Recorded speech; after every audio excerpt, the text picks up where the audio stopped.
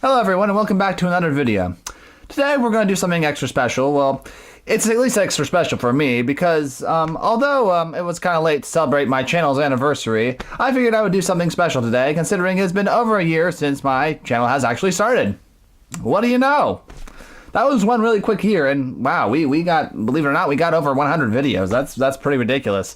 I know a lot of channels get over 100 videos per year, but honestly, I didn't think I'd have 100 in my first. Hot dog, that's pretty exciting. Anyways, to celebrate my late anniversary of starting my YouTube channel, I'll do something very, very similar to the first video that I ever did, which would be to talk about the top 5 cards that are to be unbanned in Modern that are currently on the ban list. If you remember, if you've been following my channel since the beginning, I originally started a video that went over this topic back about 14 months ago, since the day of filming this.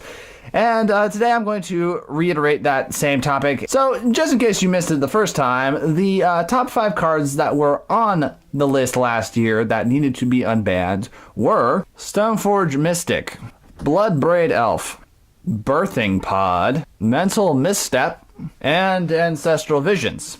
Shockingly enough, Ancestral Visions actually was freed from its ban prison and has actually been seeing a great deal of play lately as of its unbanning. Now, the same can't be said about the other 4 cards, but honestly, this list may be a little bit different. Will it be? Let's find out now as we go over the top 5 cards that need to be unbanned in Modern in 2017. Starting at the bottom again, at the number 5 slot, it is, it's not much different. It's Bloodbraid Elf. Honestly, I can't really see why this needs to be banned. Just like last year, there's so many better cards in the format and better creatures in the format. This year, we've actually seen a big proof that Thought Seer is, well, a really big, valuable creature. And honestly, yeah, that's taking all the spots in the Eldrazi decks and often trumping the most powerful creatures in others that, well, let's just face it, give them value.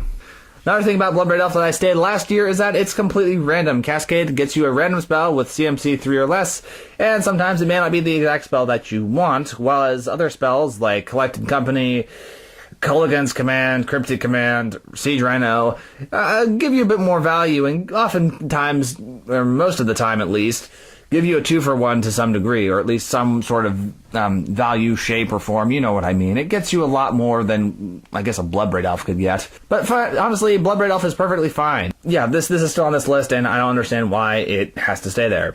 It's just a 3-2 with haste after the spell resolves, pretty much. Next on our list is, Stoneforge Mystic.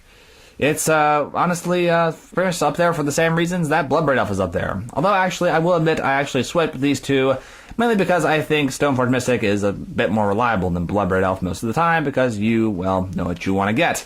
But frankly, there's a lot of things that stop Stoneforge Mystic and make its life a living hell. We have so many cards that, well, counter it, kill it, prevent activated abilities from triggering, or activating, sorry. Prevent triggered abilities from triggering. That's what I mean to say. But there are several cards that do that. Torpor, Hushwing Griff. There are a couple others. I know they're kind of few and far in between, but let's just face it, a lot of them do see play in Modern. Although it is kind of few and far in between these days. But honestly, these cards are there. So since they're there, there's no reason why I feel like Stoneforge Mystic can really have a shot at, well, let's just face it, being a viable card in Modern. Now, as far as equipment goes, if you're somehow able to stop your opponent from searching your library, destroying the equipment it fetches, I really feel like this is just going to be basically a squire, unless you have more equipments in your hand. Like last I checked, Lightning Bolt still did 3 damage, and with other cards like Fatal Push running around, I see no reason why this needs to be banned. Yeah, you could argue that maybe Cobblade or Coggo or whatever you want to call it these days, or back then, may come back as a modern deck, but considering let's just face it, there's a lot of other answers. Cards are stronger. That was a really long time ago. I really feel like this could be just easily answered. It's not like it's a weak strategy or anything, because that was not a weak strategy whatsoever. I just feel like there's a lot to combat this. As you may have guessed, number 3 is, I hate to break it to you, it's not Birthing Pod. This is kind of an odd slot, because this card I've actually figured, I kind of was almost about to put this card on my list last year, But there were a lot better candidates. And the reason Birthing Pod is not on the list this year is because, well, let's just face it, creatures are getting better. And with cards like Renegade Rallier, I think that could just really blow Birthing Pod out of the water if it ever got back into Modern. Instead of Birthing Pod, I have a card that's a little bit questionable, and a lot of people are probably going to disagree with me on this, but just hear me out and maybe you'll understand where I'm coming from. There are so many valuable cards, or cards that just produce so much value, like 2-for-1s, getting rid of your opponent's, 2 of your opponent's permanents for the price of 1 card, getting you extra cards, just going the extra mile. And oddly enough, I really feel like even though Ancestral Visions was unbanned, some people, including myself, don't really feel like that's enough. Don't get me wrong, I think Ancestral Vision did a tremendous job in all the Grixis control decks and similar control decks of that ilk. But even though, I guess you could say, Ancestral Vision has had its moment back in the spotlight, I really would like to have something else to really, I guess you could say, assist blue. And that is why, ladies and gentlemen, before you throw your objects at me, I think that Dig Through Time should be unbanned. Oh! The thing about Dig Through Time is, yes, it is possible you can cast this very powerful instant for 2 mana.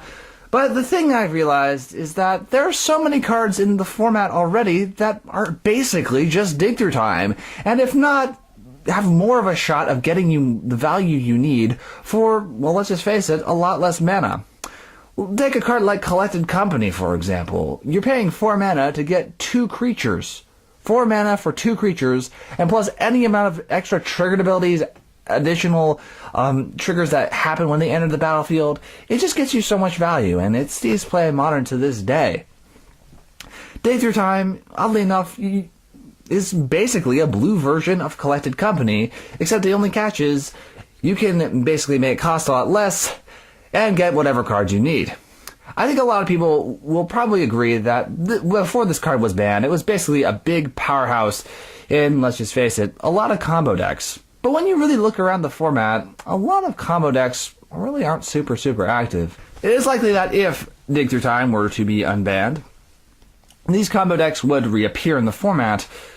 But, like I say, I feel like, well, cards are stronger, and let's just face it, I feel like the format has kind of come to a more creature-centric whole, as opposed to the more spell-centric and enchantment-centric format that it was 5 years ago, when the format had more or less just become popular. Now, I will like to say that another thing I have to defend Dig Through Time is that I actually played with Dig Through Time before it was banned.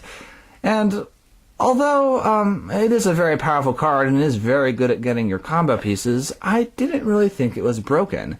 If anything, I feel like if there are so many degenerate combo decks that Wizards just doesn't like, I mean, why don't they just ban those pieces if it makes the game unfun for people? However, I will admit that I was not a big fan of Treasure Cruise. I did think that card was a little bit powerful. The thing with Dig Through Time is that you may not always get the card that you want, although I will admit going 7 cards deeper does usually give you some answers that you need. Okay, so after that, we're going on to the number 2 slot, and let's just, I'll just play it to you straight. It's Mental Misstep again. And you might be wondering why on earth I want this card to be unbanned in Modern. It wrecked Legacy, and, well, let's just face it, it's banned for the same reason it is banned, or was banned, last year.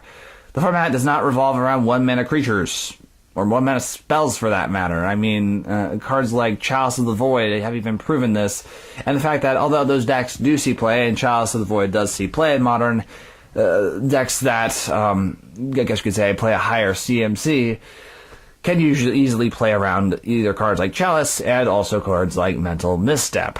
I really feel like, considering decks like the Eldrazi deck is really popular still, Tron is still really popular, Scapeshift is still really popular, there's just a lot of decks that don't revolve around 1-mana spells, and although there are a couple, I think the format is, well, I guess you could say, advanced enough to know not to really stick to just 1 mana. Although 1-mana spells are very nice to have in a lot of games, I really feel like unbanning this card will broaden the format, open it up a bit, and make players a little bit more headstrong and allow them to play different things at different converted mana costs. And yes, Karn's converted mana cost, like I checked last time, is still 7. Finally, I want to go over the final card in this year's list of cards to unban in Modern. And that is a card that I actually was very close to putting on the list last year as well. And I think a lot of people who watched my video last year may or may get an idea what this card is. This card is, well, Preordain. And let's just face it, this is Serum Vision backwards. Yes, it's Serum Visions, the card that makes you draw a card and then scry 2. It's just that, but backwards. Instead, you scry 2 first, then draw a card after, which arguably will give you the cards you want more often than Serum Visions will.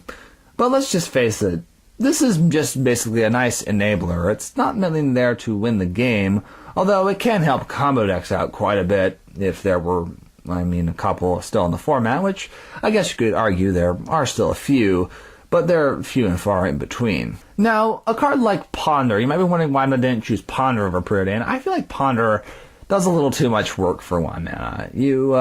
Just for 1 mana, you get to look 3 deep, which is really, really deep, and you even get to shuffle your library if you wish, then draw a card. Preordain doesn't do all that. I think it is fair, and technically speaking, you can look 3 deep if you want, but if you see something you need, you're likely going to leave it on the top, and let's just face it, it doesn't give you a free shuffle. And seriously, it's Serum Visions backwards. Serum Vision backwards. It's not threatening. A lot of the cards on this list are threatening because either they're part of a really powerful combo or they get you something that's just really nasty or give you an unfair advantage. But honestly, I think Serum Visions is, it's not unfair. It makes sense. And so that's why I think that Preordain should be unbanned, because it's just Serum Visions backwards.